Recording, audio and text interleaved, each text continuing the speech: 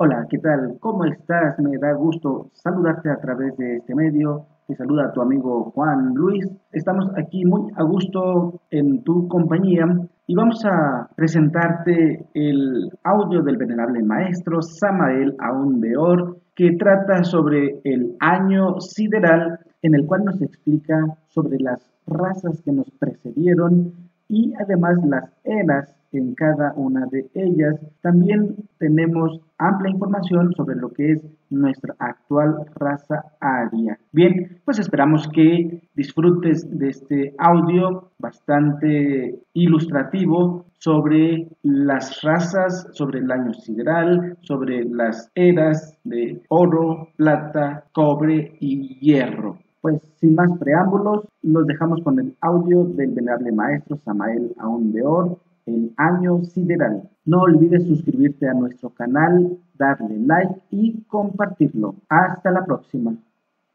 Queridos caballeros, damas y jóvenes, además del año terrestre, existe también el año sideral.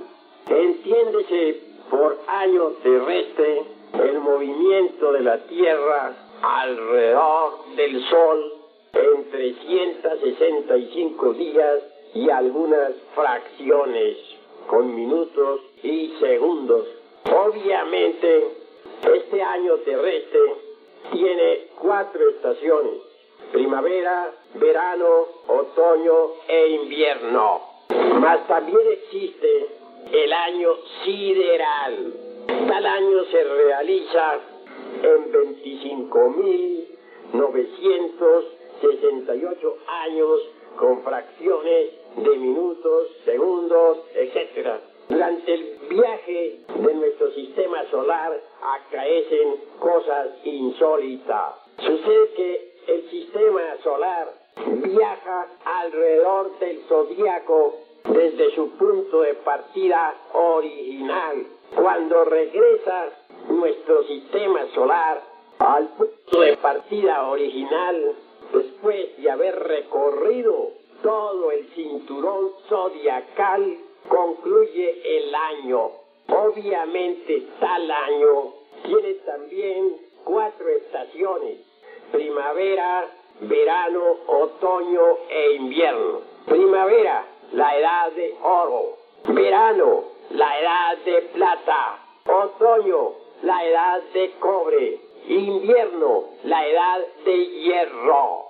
Una raza dura tanto tiempo cuanto dura el viaje del sistema solar alrededor del cinturón zodiacal. Nuestra raza actual, la raza aria, que puebla los 5 continentes del mundo, nació después del diluvio universal y durará exactamente hasta esta era del Aquarius, la cual ya comenzó. Obviamente el viaje de nuestro sistema solar se inició en Aquarius y termina en Aquarius. Antes de que este viaje en el que estamos se hubiera iniciado, nuestro sistema solar previamente había realizado otro viaje. En aquel pasado viaje, es decir, en aquel pasado año sideral, existió una raza. Quiero referirme en forma enfática a la raza atlante. Los atlantes tenían cuerpos hasta de 3 metros de estatura y llegaron a poseer una poderosa civilización. Los atlantes vivieron en un continente que se llamó Atlántida, y esto nos recuerda a Atlanteotl y también a Atlas. El continente atlante era inmenso, corría de sur a norte, desde las regiones australes hasta el septentrión.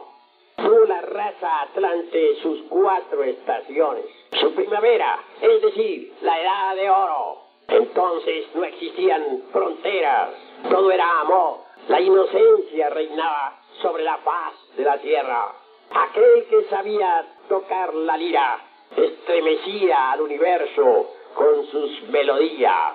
Entonces realmente la lira no había caído sobre el pavimento del templo hecha pedazos. Gobernaban las dinastías solares. Más tarde vino la edad de plata. Todo pareció decrecer. Sin embargo, los hombres seguían comunicándose con los seres inefados, con los ángeles del cristianismo, con los arcángeles, con los principados, etc. Cuando llegó la edad de cobre, la luz se oscureció. Ya no hubieron los mismos esplendores de antes. Comenzaron a establecerse fronteras. Se iniciaron las guerras. Nacieron los odios, el egoísmo. Y al fin llegó la edad negra, la edad de hierro. Obviamente la edad de cobre fue la precursora de la edad de hierro atlante. La edad de cobre fue el otoño. La edad de hierro fue el invierno. En la edad de hierro, los atlantes desarrollaron una poderosa civilización. Crearon cohetes atómicos que podían viajar hasta la luna. Crearon cohetes atómicos que pudieron viajar a Mercurio, a Venus, a Marte y en general a todos los planetas del sistema solar. Los atlantes fueron expertos en trasplantes. No solamente trasplantaron vísceras como las del corazón, riñones, páncreas, etc., sino que también aprendieron a traspasar cerebros. Esto de trasplantar cerebros fue ya el colmo en la ciencia de los trasplantes. Así hubieron sujetos que pudieron continuar viviendo con cuerpos diferentes y sin interrupción, trasplantando su cerebro de un organismo a otro. La ciencia de los atlantes fue formidable. Aún hay cavernas secretas en los Himalayas donde se conservan ciertos aparatos mecánicos que pueden transmitir telepáticamente el conocimiento a quien lo desee. No necesitaban pues los atlantes devanarse tanto los sesos para adquirir conocimiento. El alumbrado de los atlantes era atómico. Y bien sabemos que hay ciertas cavernas en el Asia donde aún se conservan lámparas atómicas que devienen de los atlantes. Aprendieron los atlantes también a utilizar la energía solar. Lo peor de todo fue que desarrollaron poderes mágicos para el mal.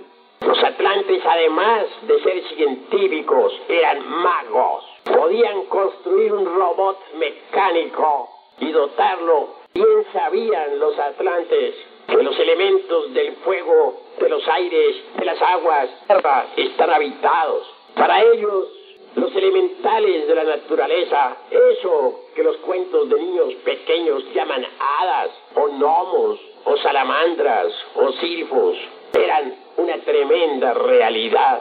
Aún poseían el sentido de la clarividencia, y es obvio que mediante ese sentido podían perfectamente ver no solamente el mundo tridimensional de Euclides, sino aún más, podían ver también la cuarta coordenada, y la quinta, y aún la sexta y séptima.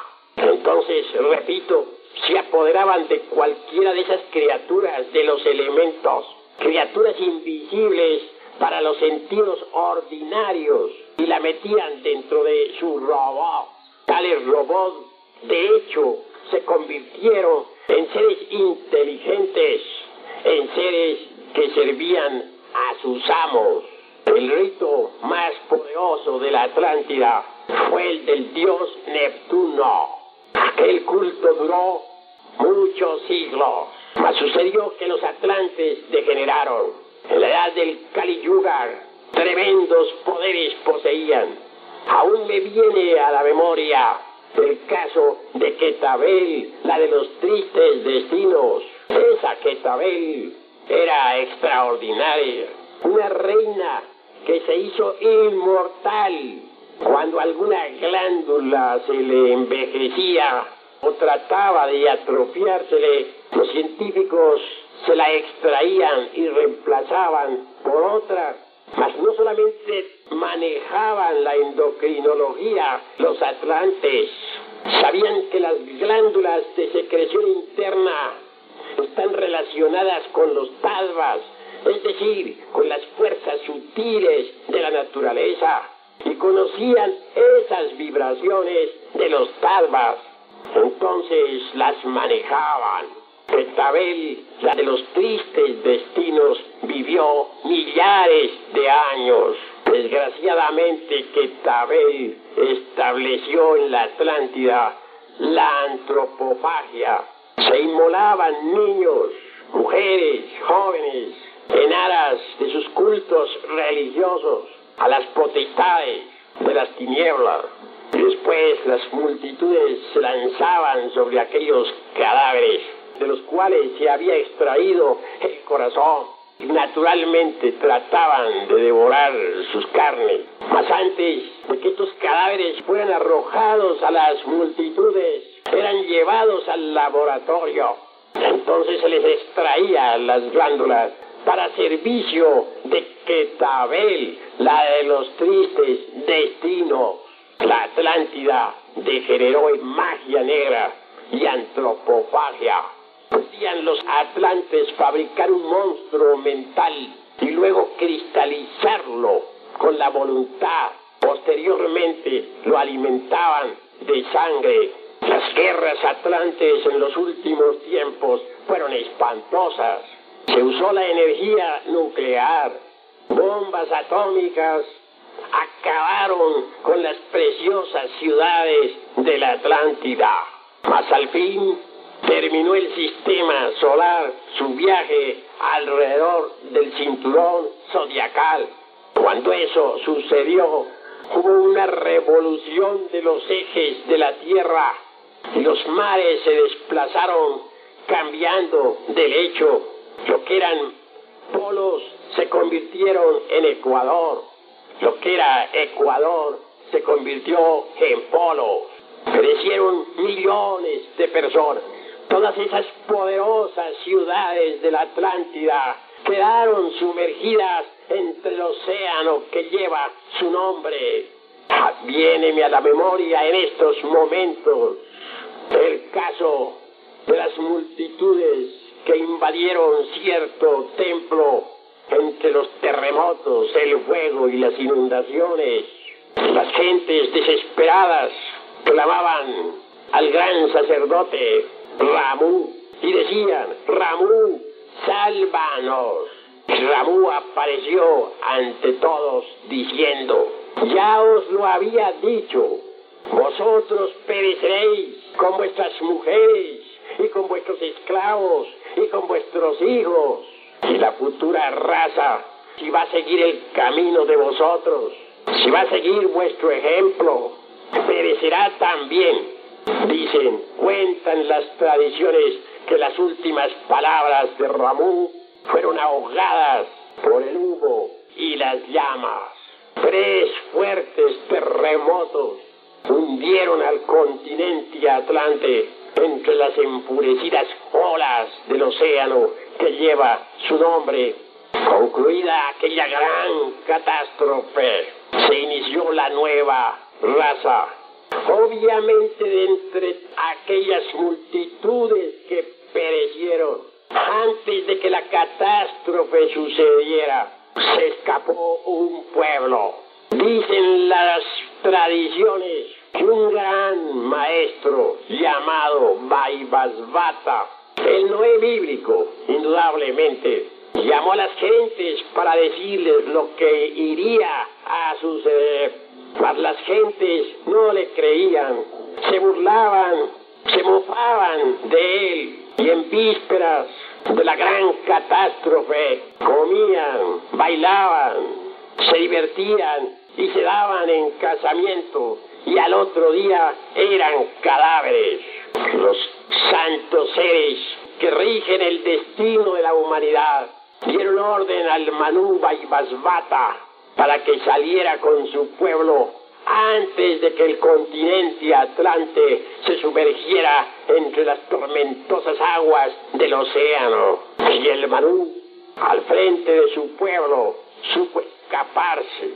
Tuvo que huir de noche. Como quiera que los señores de la paz tenebrosa, los reyes, los dueños de aquellos famosos y poderosos robots, tenían aviones maravillosos para viajar a través del espacio. Entonces, los líderes del selecto pueblo del Manuba y Basbata se apoderaron de aquellos aviones o los destruyeron. Cuando los señores de la tierra, cuando los perversos moradores de aquella tierra despertaron de su sueño, porque el viaje fue nocturno, con gran asombro notaron que las aguas estaban invadiendo sus tierras. Fueron inmediatamente en busca de sus naves aéreas, mas no las hallaron. Comprendieron lo que pasaba y trataron de perseguir al pueblo selecto, mas solo lograron matar a algunos pocos. En realidad, aquellos señores de la paz sombría, los atlantes, murieron, fueron devorados por las aguas. Hoy, en el fondo del océano Atlántico, subyacen ciudades maravillosas y ricos palacios, donde antes existieran salas espléndidas, con gentes que por allí se deslizaban. Ahora solo hay focas y peces. Pasada la gran catástrofe Atlante, repito, el sistema solar inició un nuevo viaje alrededor del cinturón zodiacal.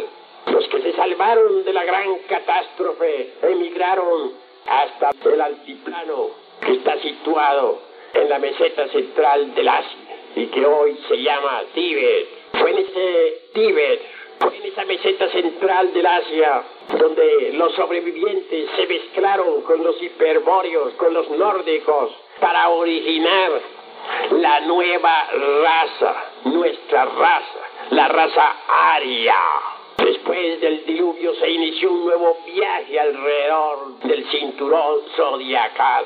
Después del diluvio nació nuestra raza. Obviamente, cada raza tiene 7 subrazas. La primera subraza se formó en la meseta central del Asia, que entonces se llamaba la misma Achar. La segunda subraza floreció en la India. Las migraciones llevaron, pues, a la humanidad hasta las tierras de Persia, Caldea, Egipto, donde floreciera la tercera subraza de la gran raza aria. La cuarta subraza fue formada por griegos y romanos. La quinta está formada por germanos, ingleses, etc.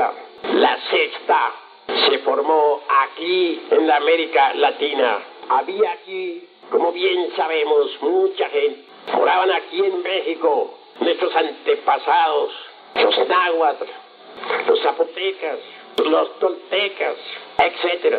En Yucatán, en Honduras, en Centroamérica vivían los mayas.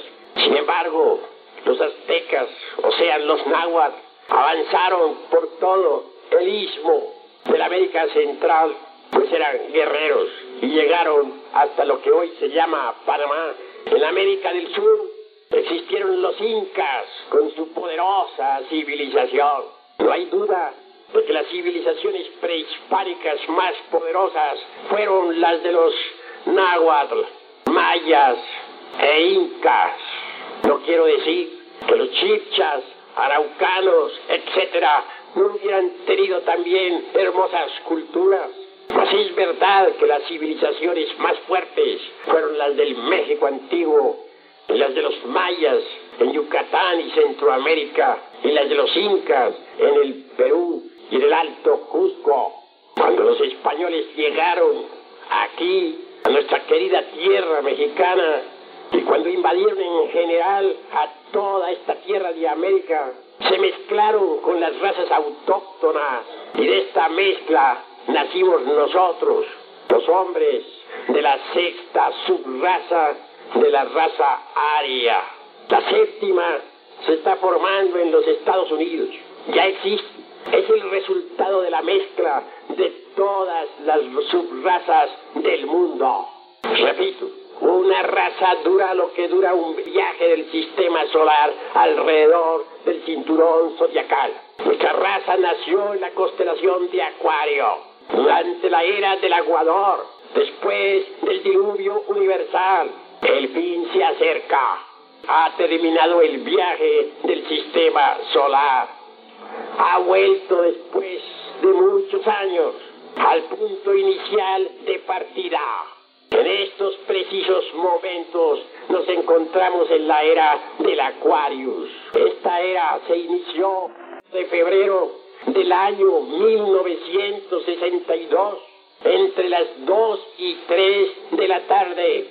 Entonces, todos los astrónomos del mundo pudieron ver con sus telescopios el embotellamiento del tránsito celeste bajo la constelación del Aguador.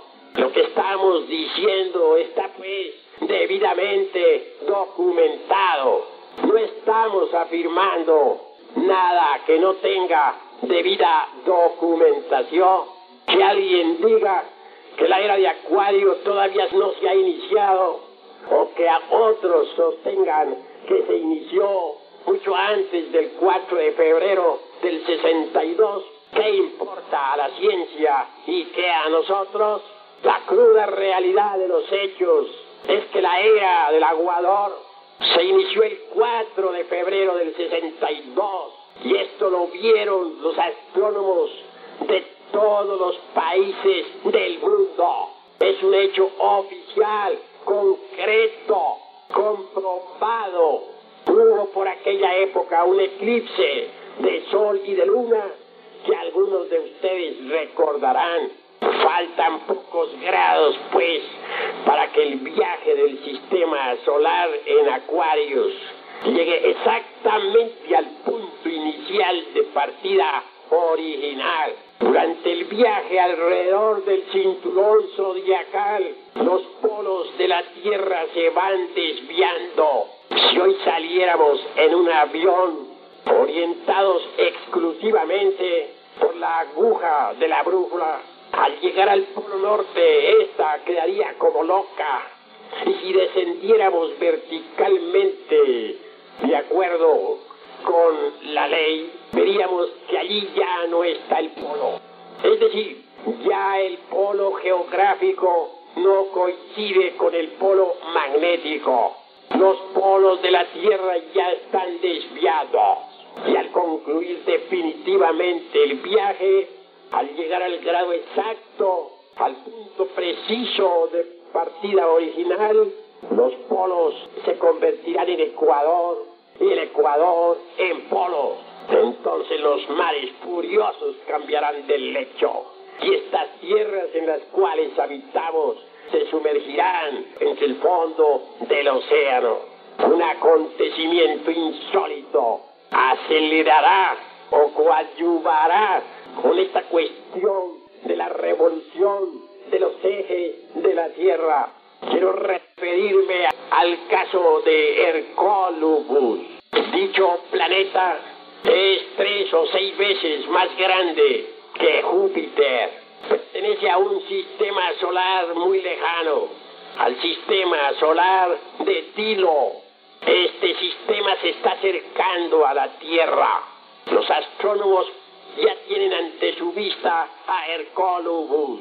Es un gigante poderoso. Hercólubus pasará por un ángulo del sistema solar. Cuando esto sea, la revolución de los ejes de la Tierra se acelerará violentamente y entonces vendrá la catástrofe. Algunos científicos pretenden alejar a Hercólubus con explosiones atómicas, mas esto resultará inútil. Es imposible con puras bombas atómicas alejar a un planeta monstruoso, gigantesco, poderoso. Antes de que existiera la Atlántida, acabó con tal continente. Bien sabemos que el continente Mu o Lemur, a través de 10.000 años de terremotos, y de incesantes erupciones volcánicas se fue hundiendo entre las aguas del borrascoso océano Pacífico. Cuando Hercólogos pasó al final del Kali Yuga, por un ángulo del sistema solar, al final del Kali Yuga del continente Atlante, vino el diluvio universal. Los mares se desplazaron cambiando de lecho y se acabó la Atlántida. Restos de la Atlántida son las Antillas, como restos del continente Mu son la isla de Pascua frente a la costa de Chile o el archipiélago de la Oceanía, Australia, etc. Así pues, cuando Hercólogos pase nuevamente por este ángulo del sistema solar, pueden estar ustedes absolutamente seguros que vendrá la otra catástrofe. Así pues, la catástrofe que se avecina no es la primera, tampoco será la última. Si estudiamos cuidadosamente la piedra solar del calendario azteca, encontraremos allí una sabiduría extraordinaria. Dicen los náhuatl que los hijos del primer sol fueron devorados por los tigres, que los hijos del segundo sol fueron arrasados por fuertes huracanes y que se convirtieron en monos o changos, que los hijos del tercer sol perecieron por sol de lluvia, de fuego y grandes terremotos y se transformaron en pájaros. Dicen que los hijos del cuarto sol fueron tragados por las aguas y que se convirtieron en peces. Mas nada dicen sobre los hijos del quinto sol. Gracias. Investigamos a fondo cuál ha de ser la suerte de los hijos del quinto sol. No dicen cómo se convirtieron en el pasado, porque están hablando con respecto a un futuro. Mas sí dicen cómo habrán de perecer. Pronostican, ya hablando para el futuro. Los hijos del quinto sol perecerán por el fuego y los terremotos. Luego aseguran que en la época del quinto sol morirán los dioses, que se abandonará el culto a los dioses, cosa que se ha cumplido. Mas ponen nuevo énfasis los náhuatl en su calendario azteca para decir que durante la época del sexto sol resucitarán los dioses y que en la época del séptimo sol todo será divinal. Pero concretémonos a nosotros, los hijos del quinto sol. Obviamente los hijos del primer sol fueron los hombres que vivieron en una tierra primigenia hace más de 300 millones de años, en la tierra protoplasmática. Sé que fueron devorados por los tigres porque eran hijos de la sabiduría. Eran los hombres protoplasmáticos. Al hablar de hombres protoplasmáticos, parece que esto chocara con la teoría de Haeckel, que nos habla únicamente de esa pizca de sal llamada protoplasma. Los hombres protoplasmáticos tenían cuerpos gelatinosos, eran dúctiles, elásticos, plásticos, podían asumir gigantescas estaturas o reducirse a un punto matemático. Eran andróginos, se reproducían en la misma forma en que se reproducen las células, por división celular. Ese fenómeno de reproducción quedó precisamente en nuestra sangre. Así vemos cómo las células se dividen en dos y las dos en cuatro para reproducirse. Que fueron devorados por los tigres, sí, la sabiduría. Cuando se habla de los hijos del segundo sol, que fueron arrasados por fuertes huracanes, se habla realmente en forma esotérica. Los hiperbóreos tenían cuerpos andróginos, pero algo menos gelatinosos, más gaseosos. Se dice que se transformaron en changos, es decir, que se degeneraron y perecieron. Se habla también en la cultura de nuestros antepasados de Anáhuac sobre los hijos del tercer sol, los lemures. Estos eran hermafroditas gigantescos, tal como vemos sus representaciones en aquellas esculturas que están en Tula. Se reproducían por gemación. Los hijos del segundo sol se reproducían por brotación, pero los hijos del tercer sol por gemación. Es claro que aquellos hermafroditas ovulaban, y ese óvulo que se escapaba de sus ovarios venía a la existencia ya fecundado pues eran varón y hembra, como dice la Biblia. Dios creó a los hombres varón y hembra los hizo. Entonces, se dice que en determinada época aquellos huevos se abrían. De allí salía una criatura que se alimentaba del padre-madre. Esto de que fueron hermafroditas nos invita a pensar.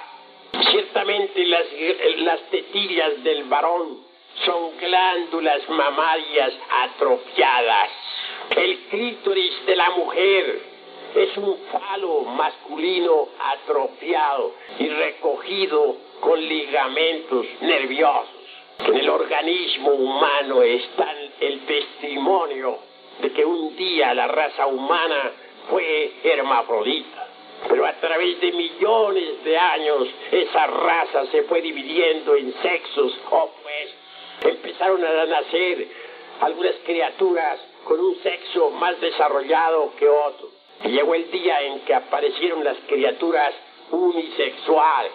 Cuando esto sucedió, ya entonces fue necesaria la cooperación para crear. Por aquella época en la Lemuria, el acto sexual era sagrado y solo se verificaba como un sacramento dentro de los templos de misterios. Era otra edad. La humanidad no se había todavía degenerado. Se dice que los lemures se convirtieron en pájaros. Ciertamente, como testimonio de ello, digo que hace poco tiempo en Bolivia descubrieron una pequeña raza de liliputienses. Tenían de 10 a 20 centímetros de estatura. Hombres y mujeres eran pequeñitos. Habitaban dentro de un pueblito que parecía más bien un muñequero, un juego para niños. De la noche a la mañana aquellos liliputienses desaparecieron. Se metieron entre la cuarta vertical y se transportaron a otro lugar. Tenían que escapar porque ya se habían convertido en un escándalo público. Multitudes de gentes iban a verlos. Quedó el pueblito aquel, que según me cuentan, es debidamente custodiado por las tribus indígenas de aquel lugar. Así pues, es cierto eso de que los hijos del tercer sol se convirtieron en pájaros. Los hijos del cuarto sol perecieron por las aguas, se transformaron en peces. Así es. Es decir, fueron tragados por el océano. En cuanto a nosotros, los hijos del quinto sol, obviamente hemos de perecer por el fuego y los terremotos. Los terremotos se están intensificando de instante en instante, de momento en momento. Sucede que en el fondo de los océanos está la tierra agrietada. Un sistema de grietas existe en los lechos de los océanos Atlántico y Pacífico. Algunas grietas de esas son ya tan profundas que el océano está penetrando dentro de ellas y se ha puesto en contacto con el fuego que circula dentro del interior de la Tierra. A consecuencia de eso se producen vapores y presiones que aumentan de instante en instante, de momento en momento. Esa es la causa secreta de tantos y tantos terremotos que se están sucediendo por esta época. Ya no convence a nadie la teoría aquella de que tal o cual terremoto se debió simplemente a un movimiento o a un deslizamiento de determinadas capas geológicas. La cruda realidad es que tan pronto tiembla en un país como tiembla en otro. Y cada día los terremotos se hacen más y más intensos y se harán cada día más intensos. De eso no cabe la menor duda. Si se añade a eso las explosiones atómicas que tirios y troyanos están realizando dentro del interior del planeta Tierra, no puede sorprendernos que en cualquier momento haya pues alguna gran catástrofe. Este planeta está sometido ahora a una larga agonía. Los peces del inmenso mar están muriendo porque las aguas están contaminadas. No hay duda de que los océanos se han convertido en grandes basureros. Los desperdicios atómicos pueden ocasionar en cualquier momento catástrofes tremendas. Los recipientes que se usan para guardar a los desperdicios atómicos realmente no sirven y en cualquier momento, repito, pueden provocar grandes catástrofes. Los abonos químicos están actualmente esterilizando la tierra. Los bosques están siendo talados. Las ciudades están llenas de smog. Hay científicos que afirman que al paso que vamos, dentro de 40 años, la humanidad habrá terminado por el smog. Los ríos, los mares, la atmósfera está contaminada. El planetario en que vivimos, cada uno de nosotros atrae determinados tipos y subtipos de energía que transforma y transmite a las capas anteriores de la Tierra. Así pues, la vida orgánica es necesaria para la Tierra. Sin la vida orgánica, la Tierra se convertiría en un gran desierto, en un gran Sahara. Desgraciadamente, todo está siendo alterado. Los cazadores están acabando con todas las especies animales.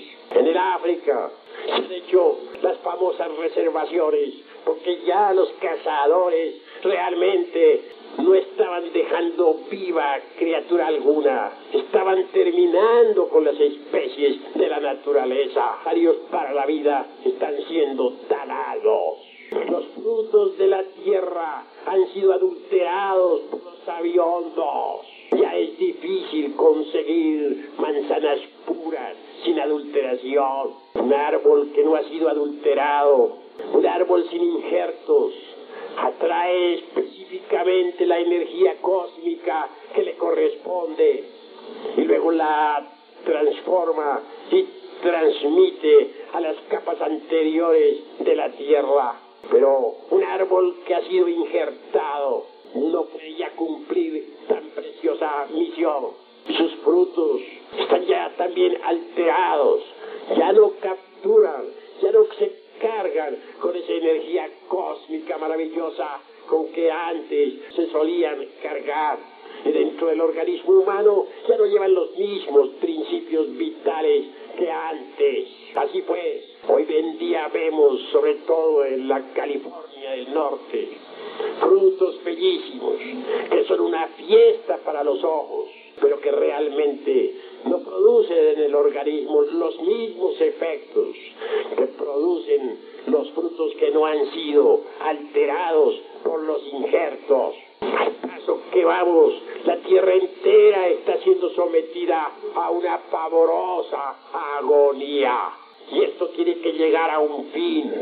Nostradamus, ese gran astrólogo que viviera en la Edad Media, afirma que en el año 1999 Hercólogos pasará cerca a la Tierra. Aclara Nostradamus en sus centurias diciendo: entonces veremos como dos soles, y hace énfasis para sacar como consecuencia el fin de la presente raza aria. Obviamente esto tiene que llegar a un final. Por de pronto han habido dos guerras mundiales pavorosas, la de 1914 a 1918 y la de 1939 a 1945. Más viene una tercera guerra mundial que será peor que la primera y que la segunda guerra. Y es que cuando el ser humano está lleno de odio, cuando carga en su interior los factores que producen guerras, incuestionablemente tienen que haber guerras. Me viene en este momento a la memoria Daniel el profeta. Decía Daniel que había visto en visión un gran océano y que 4 vientos combatían entre sí. Después relataba que había visto también a 4 bestias que salían de entre el fondo de las aguas. La primera bestia, dice, era semejante a un león, tenía alas de águila y le fue dado corazón de hombre. La segunda bestia, dice, parecía un oso. La tercera decía que tenía alas y que tenía 4 alas y 4 cabezas. más parecía un leopardo. Y la cuarta bestia, dice, era diferente a todas en gran manera. Sus uñas eran de hierro, y sus dientes también de acero, y todo lo que mascaba lo reducía a polvo. Y le fue dado que pudiera destruir la tierra por todas partes, y que llevara la desolación a todos los rincones del mundo. También le fue dado que combatiera contra los santos del Altísimo.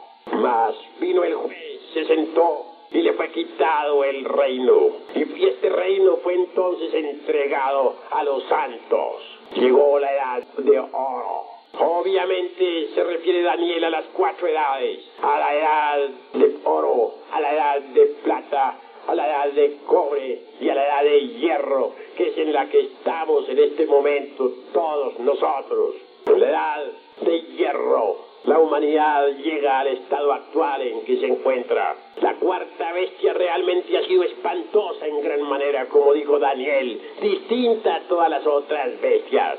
Mas tendrá su fin de la noche a la mañana, porque el día del Cristo vendrá cuando menos se aguarde. Así está escrito, que Él llegará como ladrón en la noche. Y en este preciso momento nos encontramos en el principio del fin. El Apocalipsis nos habla del principio del fin. Estamos precisamente en el final de todos los tiempos, en el final del Kali Yuga, en el final de la cuarta bestia.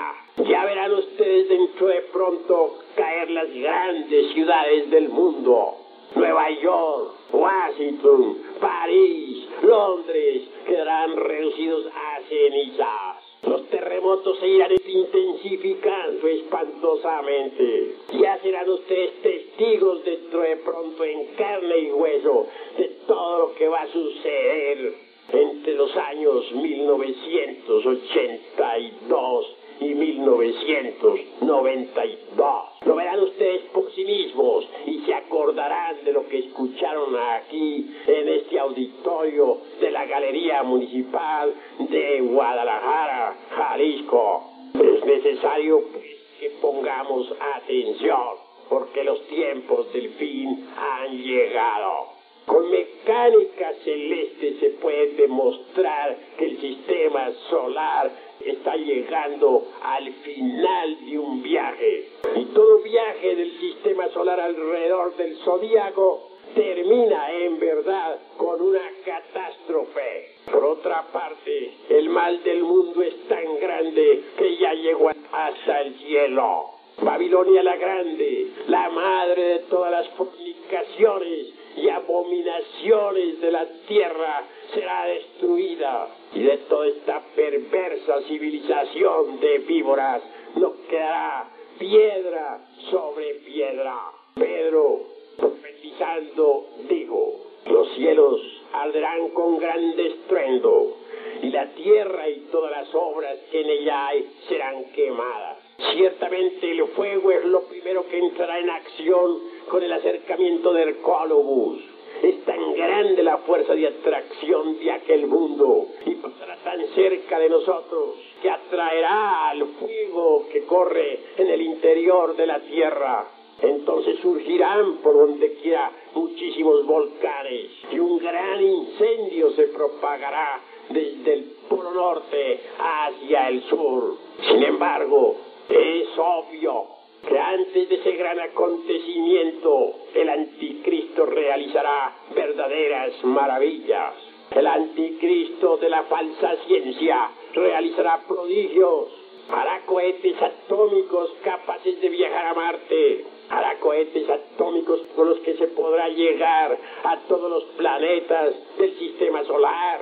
Se inventarán armas extraordinarias y las gentes todas se prosternarán en tierra, adorando a la gran bestia y diciendo: no hay como la ciencia oficial, no hay como el anticristo. Pocos serán los que escuchen la palabra del Cristo dentro de poco tiempo. Ya las gentes no están para eso. En estos tiempos dicen: quiero demostración. Me interesan las cosas demostrables, lo que los sentidos físicos me informen. Esas cuestiones místicas de Texas por arriba ya no me importan. No hay como la bestia. cuando aquí en estos momentos sepan que los tiempos del fin han llegado. Mas si en la Atlántida hubo un pueblo selecto que fue sacado por el Manu Vaivasvata hacia la meseta central del Asia, también por este tiempo habrá un pueblo selecto que será sacado de entre el humo y de las llamas antes de la gran catástrofe. ¿Quiénes habrán de formar ese pueblo selecto? Ese pueblo selecto estará formado por aquellos que se autoexploren a sí mismos, por aquellos que eliminen sus defectos psicológicos, por aquellos que acaben con el culto al ego, al mí mismo, al sí mismo. Ese pueblo selecto estará formado por hombres y mujeres de buena voluntad, por gentes de verdad dispuestas a transformarse radicalmente. Ese pueblo selecto será llevado a cierto lugar del Océano Pacífico. Ese pueblo selecto vivirá por aquellos días en una región desde donde podrá ver la lucha, el duelo a muerte entre el fuego y el agua durante 2 siglos. Y cuando el doble arco iris aparezca sobre las nubes, señal de una nueva alianza de Dios con los hombres, ese pueblo selecto habitará en tierra nueva y en cielos nuevos. Entonces amanecerá la edad de oro. Por eso fue que Virgilio, el poeta de Mantua, dijo: ya llegó la edad de oro y una nueva progenie manda. Hasta aquí mis palabras. Muchas gracias.